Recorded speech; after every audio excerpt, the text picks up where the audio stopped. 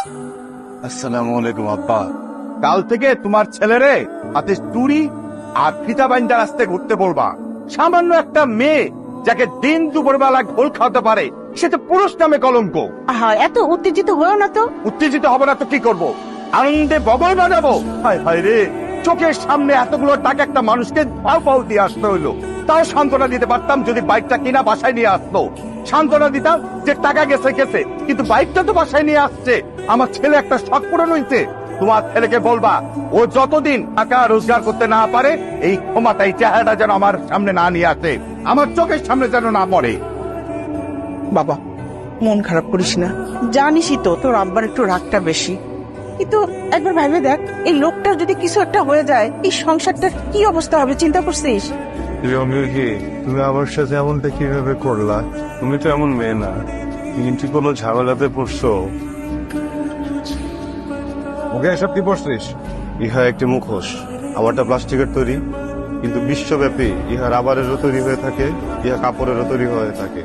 বিশেষত এটা বানানো হয় বাচ্চাদের জন্য, বাচ্চারা এটাতে খেলাধুলা করে, কিন্তু বড়রাও ব্যবহার করে।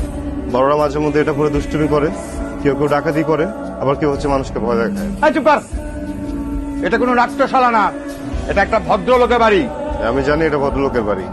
যে ভদ্রলোকের বাড়ি উনি গতকাল বলেছিলেন আমি যেন কখনো তাকে চেহারাটা না দেখাই, উনি হয়তো এখন ভুলে গেছেন।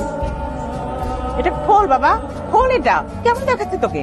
চাকরি বা মৃত্যু ছাড়া আমার মুখ থেকে এই মুখোশ এখন কেউ সরাইতে পারবে না। মা, কেন খুলতে পারবি না কেন? তোর মুখের মধ্যে কেউ কি চুন কালিমা খাইয়ে দিছে? একজন সাবালক সন্তানকে তার পিতা যখন বলে যে তুই কাজ করিস না, তুই কালকে থেকে আমার মুখ দেখাবি না, তখন আসলে আলাদাভাবে চুনকালি মাখার কি, সরি ভুলে চুনকালি বলে ফেলছি, চুনকালি মাখানোর কিছু নাই বাবা। আমি কি তোমাকে না দেখে থাকতে পারি বলো? আমি রিয়েলি সরি, সো সরি। আরে বাবা তুমি সরি বলতেছো কেন? এই কি হয়েছে? সরি বলবো না তো কি করবো বলো? আমি জানি আমার জন্য তোমার অনেক অপমান সহ্য করতে হয়েছে, তাই না? শোনো, তুমি যে বেঁচে আসছো না এটাই অনেক, বুঝছো?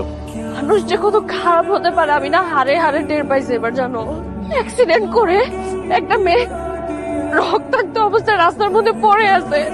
মানুষজন ওই মেয়ের মোবাইল, পার্টস, ওয়ালেট এগুলো নেওয়ার জন্য ব্যস্ত হয়ে গেছে, জানো? মানুষের কি মরার ভয় নাই? ওকে, ওয়ালেট টাকা যা গেছে ওটা তো আর পাওয়া যাবে। যদি জীবনটা চলে যেত এটা পাওয়া যেত। হ্যাঁ? আমি নিজে কিনে দিব না সবকিছু, ঠিক আছে? আপসেট হয়ে যাবো। আমার জন্য তো তোমার অনেক কথাই শুনতে হয়েছে। চাচ্ছে স্কুটি কিনে দিবে, প্রয়োজন হলে নাম দিবে। আসলে কি ওরা তোমার কথা জানতোই না? আমি তোমাকে বলছি, আমি তোমাকে একবার বলছি, টাকার কথা বলছি, স্কুটারের কথা বলছি, কেন বলতেছি এগুলো? হ্যাঁ, আমাকে তুমি বলো থেকে কেমন আছে? কেমন আছে দেখতেই তো পাচ্ছ। কাল সিটি স্ক্যানের রেজাল্ট পাবো, তারপর সবকিছুর ব্যাপারে বলতে পারবো। ব্যস্ত ব্যাপার, তুমি ঠিক হয়ে যাবে, কিচ্ছু হবে না।